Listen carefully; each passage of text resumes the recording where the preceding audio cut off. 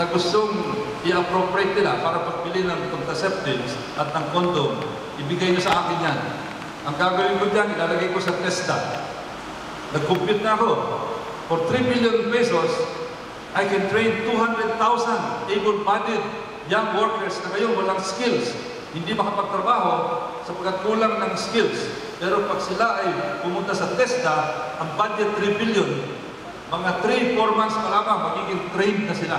At pagkakaroon sila ng trabaho, nag-compute ako, yung 200,000 na yan, magkakaroon ng trabaho at magkakaroon ng gross income na about 40 billion pesos a year. Ang puhunan mo, 3 billion. Ang puhunan mo sa RH, 3 billion, pababaan mo ng 200,000 na babies ang ating populasyon. Anong resulta? Hindi natin alam. Pero sa aking bibigayan, ang resulta, additional 40 billion na income sa ating GDP. Russia. Nag-speech sa Russia, yung kanilang SONA, State of Russia speech. Anong sabi ni President Medvedev? Magugulat kayo, sila ay nagbibigay ng incentive para magkaroon ng pangatlo o mas marami pang anak ang bawat pamilya. At kung sila ay magkaroon ng dagdag ng mga anak, bibigyan sila ng baby bonus, bibigyan sila ng better healthcare, at bibigyan sila ng libreng lupa. Isipin niyo yan. Kasi alam nila ang kahulugan pag ikaw ay kinukulang ng populasyon. Humihina ang bansa. Korea, nag-allocate ng $67 billion para palakihin ang kanilang populasyon over a 3-year period, over a 5-year period. Tayo, nag-allocate ng 3 billion para paliitin yung ating populasyon. Ano sabi ni George Friedman? Again, another best-selling author, sabi niya, sa ngayon, maraming bansa pinipigilan ng immigration.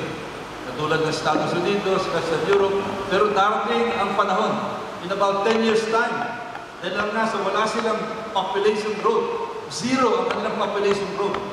Pakunti ng pakunti ang kanilang populasyon. They're running out of workers. Darating ang araw, in about 10 years time, sila na ang magmamakaawa na mag-immigrate sa kanilang bansa. Kaya huwag kayo magugulat, 10 years from now, biglang kakatugpo yung ambassador ng Estados Unidos sa kwarto nyo at magtatanong, meron po ba sa inyo rito gusto mag-immigrate sa Estados Unidos? Ito po ang application paper. Yun ang sabi ni George Friedman. Ito, Japan is facing a demographic nightmare by Michio Kaku. Si Michio Kaku is a respected physicist.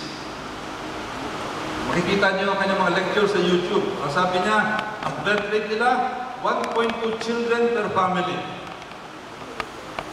Magkakaroon sila ng demographic nightmare. At balik tayo dito sa ating OFW.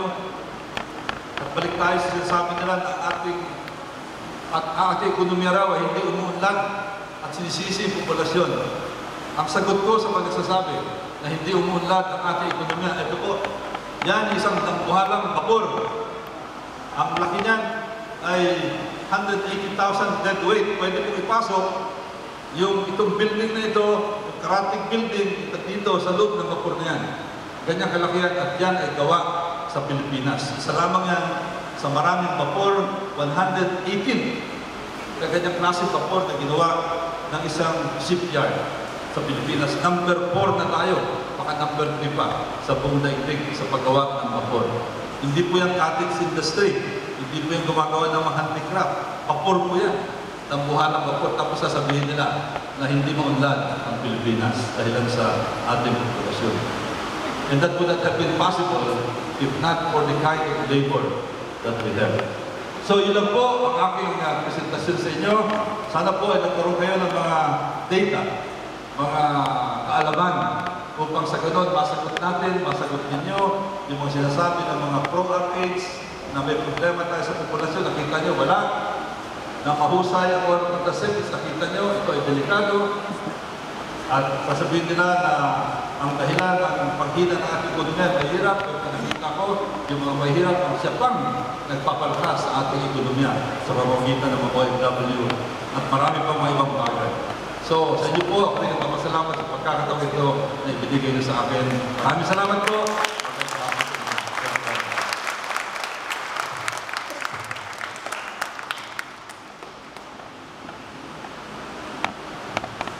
Tinatawagan po namin yung mga opisyalis ng Our Lady of Grace Parish Family Night Ministry at ng Knights of Columbus. Umakyat na po sa stage.